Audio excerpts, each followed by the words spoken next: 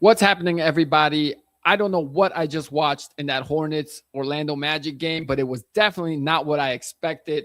Just finished watching that absolute ass kicking the Magic just put on the Charlotte Hornets. It was pretty ugly, pretty early, and it never got close. Orlando wins 121-90, clinching their spot in the NBA playoffs. They now will be the 8th seed taking on the Detroit Pistons while the Hornets season comes to a close. Overall, it's still a good season for the Charlotte Hornets team. They finished above 500. They finished 44-38. Their over-under for wins was 27.5. So I know that this is a bitter and sad ending for them, but in the grand scheme of things, it's a good season. They're relatively young, and they have a bright future ahead. Again, I know that it goes down on paper as they missed the playoffs, but 44-38 is a pretty solid record for a team that was expected to win 27.5 games. So again, they should pick their heads up, not, beat themselves up too much about it. The bigger question for them, honestly, after these two play-in games, in my opinion, comes down to, is LaMelo Ball a winning player? And it's tough. It's tough. Today, I'm watching this game in the third quarter. He's just putting shots up left and right. It's like it was the LaMelo show without even a pass. There was no passing. But then he makes some crazy shots. So it's hard to tell. Overall, my honest opinion is I think he's a splashy player. He is so much fun to watch. But when it comes to winning time in these games, I just don't think that he has that instinct for when the game slows down and it gets intense and to manage a game when things get rocky and shaky. And again, look, this kid is still young. They didn't have a full playoff series. So experience-wise, it's not like he's experienced with playoff basketball. So I'm not saying they should trade him or anything like that. The kid's got to get an opportunity to play in the playoffs. But obviously, these two games are super important. And even though he hit the game-winning layup in the last play-in game to give them this opportunity to be the 8th seed, he did not play that well in the last game either against the Miami Heat. And so coming off of that one, now you play in this one. And look, I'm not trying to blame it on him. He was the only thing really going for the Hornets in this game. He ended up finishing with 23 points. He was 7 for 17 shooting, 3 for 8 from 3, 5 assists, but he had 3 turnovers.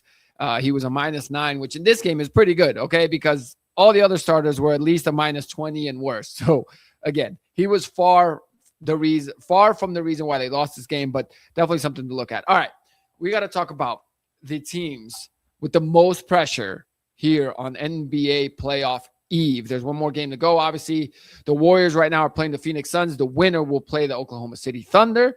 Whether that's the Warriors or the Suns, truth be told, I don't expect that to be much of a series, maybe 5 games. And honestly, at best case scenario for a good competitive series, I think it goes 6. And I also think that's if they end up playing the Warriors, because obviously with a player like Steph Curry, you got to think he can win you one game by himself. But this Thunder team is an absolute juggernaut. So that leads us right into the number 5 team in my top 5 rankings of who is facing the most pressure going into these NBA playoffs. At number 5, I am putting the Thunder in there. Okay, look, they're young. They have the potential back-to-back MVP. SGA is my pick. And they're coming off a championship, right? So there should be a lot of pressure on them. But again, they just came off a championship. And yes, if they get eliminated in round 1, let's say the Warriors make the playoffs and they win in 7 and they upset the defending champs. Is it panic time for OKC? No, it's not. Okay.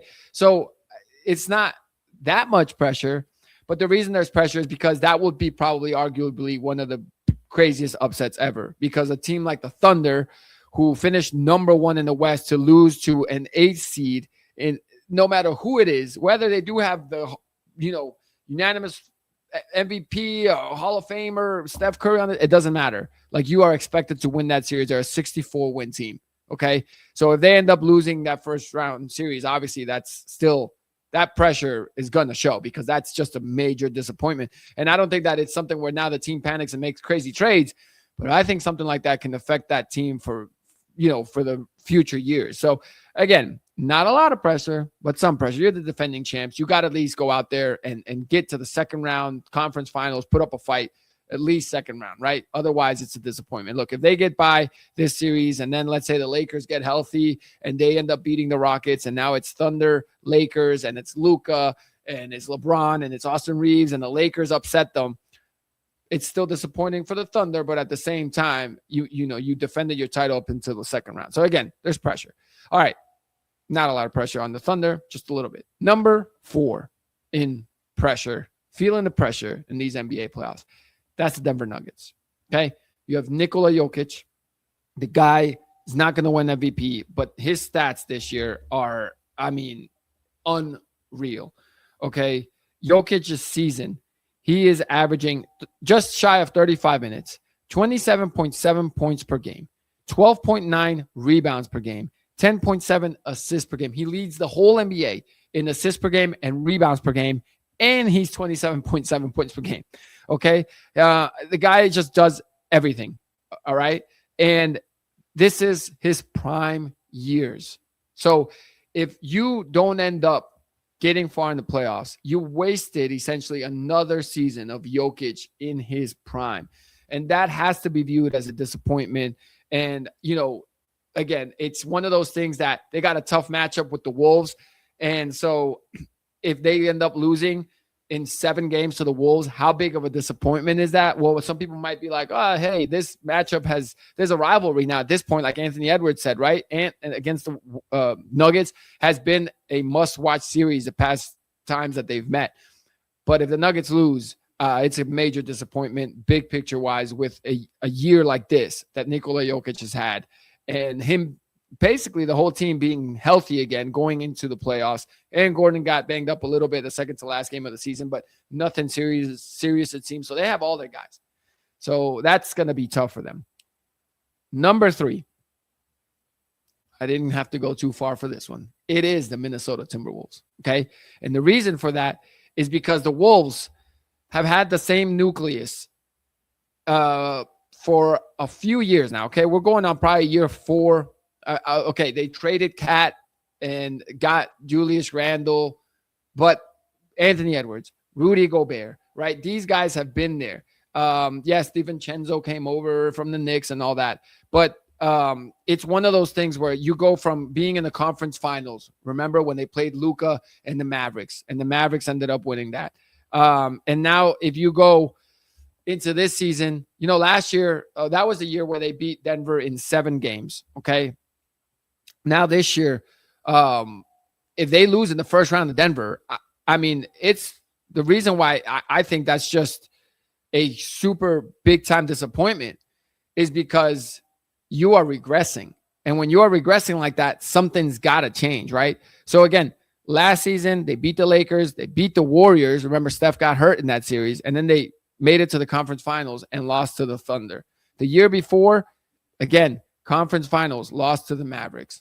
So if you're making the conference finals back-to-back years, and especially, the year when they played Luka and the Mavs, that was a not that competitive of a series. It was over in 5 games, okay? And then last year, same thing, right? Last year they go and they take on the Thunder, and it's over in 5 games. And if this year you're out in round 1, what do you do? At this point, I think they're going to fire the coach if that happens, because that's usually the easiest thing to do. And you kind of stick with the same nucleus. But again, it's tough, all right? When that team has been loading up, essentially. Naz Reid has been there throughout this run. So that's another guy. Mike Conley has been there pretty much throughout this run. So they got to start, getting there. They've been close, but they ain't getting there. And the times that they've been close, they haven't really been close because they've lost in 5 games both times in the conference finals. So that's the number 3 team. All right, number 2 team with the most pressure. We're switching gears to the Eastern Conference, and it's the Cleveland Cavaliers. All right. Why? Well, Donovan Mitchell ain't that young anymore. Donovan Mitchell has made the playoffs several times. Donovan Mitchell has never made the conference finals. They gave up Darius Garland, a pretty young guy, to go all in and get a guy that's a vet that's never missed the playoffs in his career. Think about that. James Harden has never missed the playoffs. Yes, all those years, whether he was with the Thunder or the Rockets or the Sixers or whoever you want to put him. And now Brooklyn, now he's on Clippers. now he's on the Cavaliers. I had to remind myself where he was. He's been moved around so many times. And so there's pressure on this Cleveland Cavaliers team, right? I mean, this year you go into the season thinking, all right, Boston, Tatum's out. He's not playing the whole season pretty much. The Knicks fired their coach. They're, trying to bounce back and get back to the conference finals. The Pacers, Halliburton's hurt. They're going to not be as good. The Bucks are in turmoil. Who's left? The Pistons are pretty young. So it's got to be Cleveland, right? I would say at the start of the year, I don't know this, but they were probably the favorites to come out of the East. It was either them or the Knicks.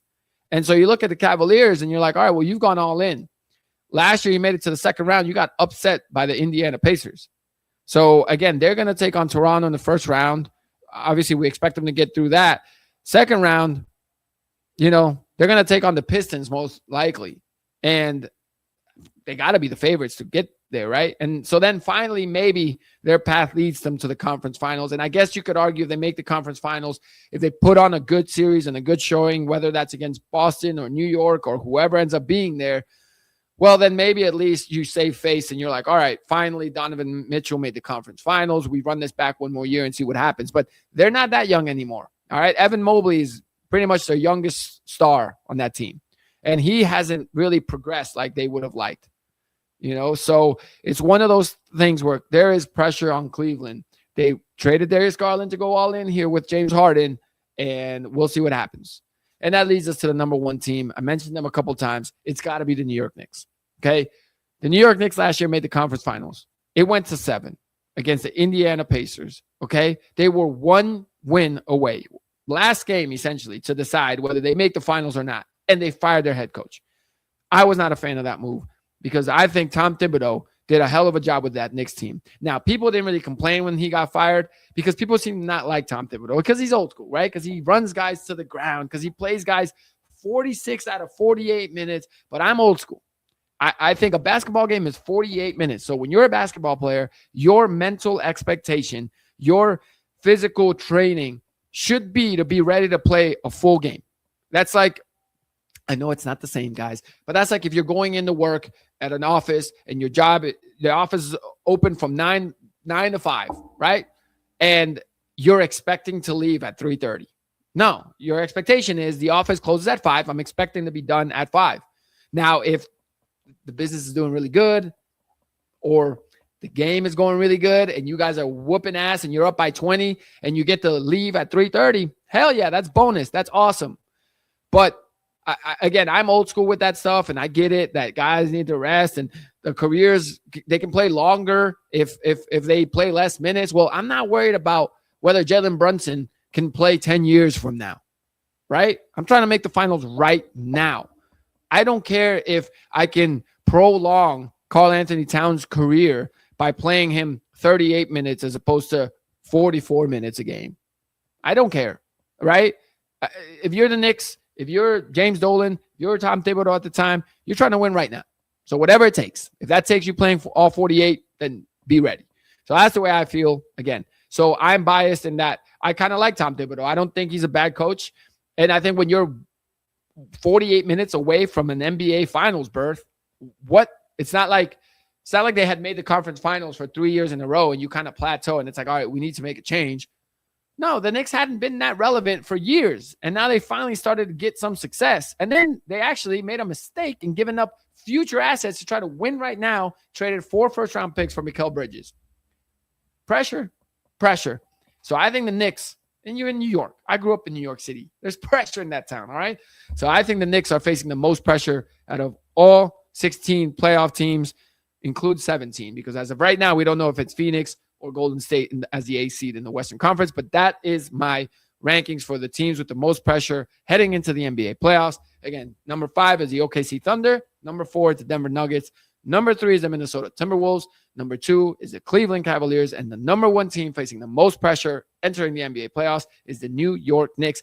And they play a feisty Atlanta Hawks team in round 1. So look out. Do I think they're going to get upset by the Hawks? I do not. But their path ain't easy. They might have the hardest path because they have to take on the Hawks, who've been red hot to close out the season pretty much. If they get through them, they either got to take on the Celtics or the Sixers, who are the 7th seed, And if the Sixers beat the Celtics, it's because Joel Embiid is back and playing well. I'll just give it to you like that, right? And then obviously if they get through that, then they would have to take on probably the Pistons or the Cavaliers or, either one of those teams. So, and I think the Knicks would be favored in either of those series. So again, they have high expectations, a tough path, and a lot of pressure because they were close. They pretty much, I'm not saying they got to make the finals or bust. I am saying that. That's what I'm saying because they changed coaches when they were at the doorstep of the finals. So for me, they don't make the finals. I mean, that it's a disappointing season. That's the trajectory that you would have thought you were on from Tom Thibodeau and the way that he kept them going. He plateaued at the conference finals at Game 7, and they fired him. So if you're getting rid of him, the expectation now is like, we got rid of him so we could be better. Well, what's better than Game 7 of the conference finals? It's the NBA finals. Now, I don't think the public has that, I guess, expectation because they were saying, all right, the new coach, Mike Brown, I think people think that if they have a competitive, let's say they go 7 or 6 games with the Cavaliers and the Cavaliers win and go to the finals, then I think people are going to be like, all right, well, Mike Brown did a good job in his first year. But to me, I'm like, well, the Knicks as a team, whether it's Mike Brown or whoever, regressed. That's the way I would see it. So again, that's the number one team I think is facing the most pressure. Let me know if you guys agree with that list. What do you think? Comment below. Remember, guys, please help me grow this channel. I love talking hoops. I love talking the NFL. The NFL draft is next week. Cannot wait for that. So I really enjoy doing this, and hopefully the page keeps growing, and this is something I could do more often. So thanks, guys. Appreciate y'all watching. Like, subscribe, tell a friend, share it, however we can get the word going. Hopefully we get more subscribers here as we keep on doing this. And again, comment because I love talking to you guys about all this stuff. And let me know what you think of my list. So I'll talk to you guys soon. I'm going to pump out another podcast and talk about my predictions for the NBA playoffs. So excited for that. Tune in for that one as well. Thanks, guys.